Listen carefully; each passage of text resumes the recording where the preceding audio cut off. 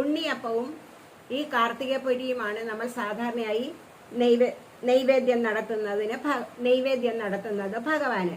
അപ്പൊ ഇന്ന് നമ്മൾ ഇനി അടുത്തൊരു വീഡിയോ ചെയ്യാൻ പോകുന്നത്, ഞാൻ നാളെ 2 വീഡിയോ ആയിട്ടാണ് ഇടാൻ പോകുന്നത്. അത് ഉണ്ണിയപ്പം എങ്ങനെ സോഫ്റ്റ് ആക്കി ഉണ്ടാക്കാം എന്നുള്ളതാണ് നമ്മളുടെ വീഡിയോ. അപ്പം നമ്മൾ സാധാരണയായിട്ട് ഉണ്ണിയപ്പം തയ്യാറാക്കാൻ വേണ്ടി സാധാരണ അരി വാങ്ങുന്ന ആണ് നല്ലത്. പ്രത്യേകിച്ച് റേഷൻ അരി വാങ്ങുന്നതായിരിക്കും നല്ലത്. അത് ഒരു രാത്രി ഫുള്ള് ഒരു 8-10 മണിക്കൂർ നന്നായി കുതിർത്തിടുക. അതിനുശേഷം രാവിലെ അരയ്ക്കുക. അത് അരയ്ക്കുന്ന സമയത്ത് ഒരു 2 ഉപ്പും ഒരു പഴം, ഞാലിപ്പൂനോ നേന്ത്രപ്പഴമോ നിങ്ങളുടെ കയ്യിൽ ഏതാണോ ഉള്ളത് ആ ഒരു പഴവും കൊണ്ട് അരയ്ക്കുക. കുറച്ച് വെള്ളം ഒഴിച്ച് അരയ്ക്കുക. അരി നന്നായി അരഞ്ഞതിന് ശേഷം മാത്രം ശർക്കര നന്നായി പൊടിച്ച് ഇതിലേക്ക് ചേർത്ത് അരച്ചെടുക്കുകയാണ് വേണ്ടത്. പിന്നെ നിങ്ങൾക്ക് ഇഷ്ടം ഉണ്ടെന്നുണ്ടെങ്കിൽ ഏലക്കാപ്പൊടി ചേർക്കാം, പിന്നെ നാളികേരം ചെറുതായി നുറുക്കിയത് ചേർക്കാം, ഒരു നുള്ളി ജീരകം ചേർക്കാം. പിന്നെ നമ്മൾക്ക് ഇഷ്ടമുള്ളതൊക്കെ നമ്മളുടെ അവനവൻ്റെ ഇഷ്ടമാണ് എങ്ങനെയാണ് ഉണ്ടാക്കുക എന്നുള്ളത്. അതേപോലെ തയ്യാറാക്കി എടുക്കാം. ഒരു വീഡിയോയിലേക്ക് പോകാം. എങ്ങനെയാണ് ഉണ്ണിയപ്പം തയ്യാറാക്കാനായി ആദ്യം ഇതുപോലെ ഒരു പാത്രം എടുക്കുക. ഇതിലേക്ക് നമുക്കൊരു 1 ഗ്ലാസ് അരി ഇട്ട് കൊടുക്കുക. സാധാ റേഷൻ അരിയാണ് ഇട്ടിരിക്കുന്നത്.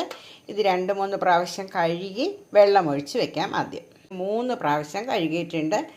ഇതേപോലെ വെള്ളം അരി മുങ്ങി കിടക്കുന്നത് പോലെ വെള്ളവും ഒഴിച്ച് വെക്കുക. അരി ഒന്ന് അരച്ച് വരാം. ഒരു അല്പം വെള്ളം ഒഴിച്ച് അരച്ചാൽ മതി. ഒരുപാട് വെള്ളം ഒഴിച്ച് അരയ്ക്കാൻ പാടില്ല. കാരണം ശർക്കര ഇടുമ്പോൾ തന്നെ കൂടുതൽ വെള്ളമാവും. അതുകൊണ്ടാണ് അല്പം അരയാൻ വേണ്ടി മാത്രം വെള്ളം ഒഴിച്ച് അരച്ചെടുക്കാം. മാവ് അരച്ചത് കണ്ടോ? ഈ ഒരു പാകത്തിൽ ഇതേപോലെ കട്ടിയായിട്ടിരിക്കണം മാവ്. ഒരു 1/4 മാവ് അതിലേക്ക് നമ്മൾക്ക് ഒഴിച്ചു കൊടുത്താൽ മതി. ബാക്കി മാവിലേക്ക് കുറച്ച് ശർക്കരയും ഒരു നുള്ളു ഉപ്പും പഴവും കൂടി ചേർത്ത് നന്നായി അരച്ചെടുക്കാം. ഇനി ശർക്കര മാവും കൂടി ചേർത്ത് ഇതിലേക്ക് ഒഴിച്ചു കൊടുക്കാം. ശർക്കര മാവും കൂടി ഒഴിച്ചു കൊടുക്കുകയാണ് വേണ്ട. ഇനി ഈ പാത്രത്തിൽ തന്നെ നമുക്ക് ഒരു 2 കഷ്ണം നാളികേരത്തിൻ്റെ പൊങ്ങും കൂടി ഇട്ട് കൊടുക്കാം. അതും ഒന്ന് അരച്ചെടുക്കാം. നമുക്കാദ്യം പൊങ്ങും കൂടി അരച്ചത് നമ്മൾ ഇതിലേക്ക് ഒഴിച്ചു കൊടുക്കുകയാണ്. പിന്നെ കുറച്ച് ഏലക്കാപ്പൊടി, അല്പം ജീരകം,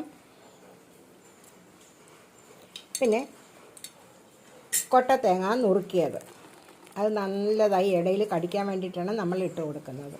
ഇതെല്ലാം കൂടി ചേർത്ത് നമ്മൾ ഇളക്കാം. ഇനി ആദ്യം എല്ലാ ചേരുവകളും കൂടി ചേർത്ത് കഴിഞ്ഞു. മാവ് ഈ ഒരു കൺസിസ്റ്റൻസിയിൽ വേണം ഇരിക്കാൻ. വേണ്ട. ഇനി നമ്മൾ പ്രസാദം ദൈവത്തിനെ നേദിക്കുന്ന എല്ലാ പ്രസാദങ്ങൾക്കും നമ്മൾ അല്പം നെയ്യ് ചേർക്കണം. അത് ശുദ്ധി ചെയ്യാനായി. അപ്പോൾ അതിന് വേണ്ടിയിട്ട് ഒരു 5 മില്ലി നെയ്യും കൂടി ഒഴിക്കണം ഇതിലേക്ക്. അതിനെ ചൂടായി കഴിഞ്ഞു. ഇനി നമുക്ക് മാവ് ഒഴിച്ചു കൊടുക്കാം.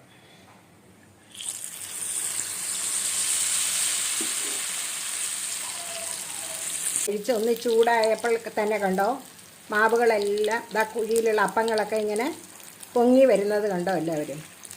ഇതാണ് ഇതിൻ്റെ കറക്റ്റ് പാകം. വേണ്ട, എല്ലാം ഇതേപോലെ തൊട്ട ഉടനെ ഇതാ തിരിച്ചിടുക. ഇതാണ് ഉണ്ണിയപ്പങ്ങൾ വെന്ത് കഴിഞ്ഞു. ഇനി നമുക്കിതാ ഈ ഒരു അപ്പക്കമ്പ് കൊണ്ട് നമുക്കെല്ലാം കുത്തിയെടുക്കാം. രുചികരമായതാണ്ട് നല്ല സോഫ്റ്റായ ഉണ്ണിയപ്പം തയ്യാറായി കഴിഞ്ഞു.